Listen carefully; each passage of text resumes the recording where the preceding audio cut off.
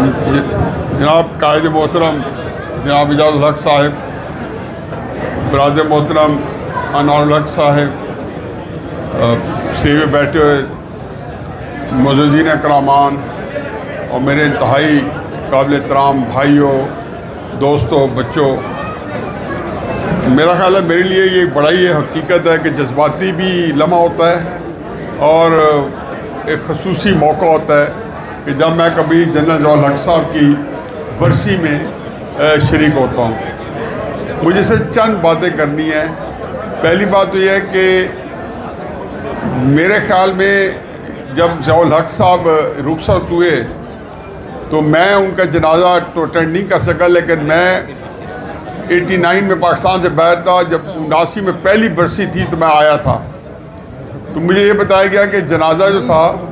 وہ اس سے بھی کہیں زیادہ فقید المثال تھا اور بالکل ایسا تھا کہ لوگوں کو شجدر مبہوت کر گیا۔ لیکن پہلی برسی، پھر دوسری برسی، پھر پہلی چند برسی میں جب آتا رہا تو بلا مبالغہ میرا نہیں خیال کہ پاکستان کے اندر میں نے ہر بڑا جو جلسہ، بڑے ایونٹس سارے اٹینڈ کیے ہوئے تھے، لیکن میں نہیں سمجھتا ہوں کہ جو 89 میں، جو 90 میں جو لوگوں کے میں جمع غفیر، جو ان کا ایک جذبہ، ایک ان کے اندر ایک وفور جذبات، ان کا جس طریقے سے وہ دیوانہ وار جو اس میں ان کو شریک ہوتے دیکھا جذبے کے ساتھ بھی، بلکہ 89 کے اندر تو حقیقت یہ ہے کہ میں بھیڑ میں پھنسا، ایک موقع مجھے لگا کہ میں مر جاؤں گا، اور اس طریقے اتنی بھیڑ تھی کہ بالکل میں اسٹیج کے قریب جا ہی نہیں سکا۔ وہاں سے آ کے میں F6 سے آ کے میں نے کپڑے لیے کہ میرے کپڑے بھی سارے کے سارے خراب ہو چکے تھے اور تقریباً پھٹ چکے تھے۔ تو یہ خیر اللہ کی طرف سے ایک کہتے ہیں جی کہ بڑے ان کا مجھے ایک اور بھول گیا، نام بھول گیا ہے، ہمارے بہت بڑے ائمہ اکرام تھے، ایک امام تھے 1000 سال پہلے، ان کا کہا تھا کہ اگر کسی کو آپ نے جنازہ دیکھ لیں تو وہی فیصلہ بتا دیں کہ اللہ کا کتنا پسندیدہ بندہ ہے جس کا جنازہ پڑھا جا رہا ہے۔ مجھے سے دو باتیں اضافہ کرنی ہیں کیونکہ کوئی ریپیٹ نہیں کرنی۔ میں سمجھتا ہوں کہ جنرل ضیاء الحق صاحب جو ہیں وہ شاید ہی کوئی اس کے قریب ہی نہیں گزرا کہ ایک جنرل مارشل لا لگا کے آئے ہو، جو پاکستان کے اندر جب مارشل لا لگاتے ہیں تو عموماً پذیرائی نہیں ملتی۔ ایون ایوب خان کے وقت میں بھی 1959 کے اندر خان ایوب خان یونیورسٹی آرڈیننس بڑے بڑے جلوس نکلے، لیکن جنرل ضیاء الحق صاحب جو تھے وہ جس دن آئے تشتری کے اندر ان کو جو دائیں بازو کی جو سپورٹ تھی ان کو ایک پلیٹر میں کے اندر مل گئی، اس لیے کہ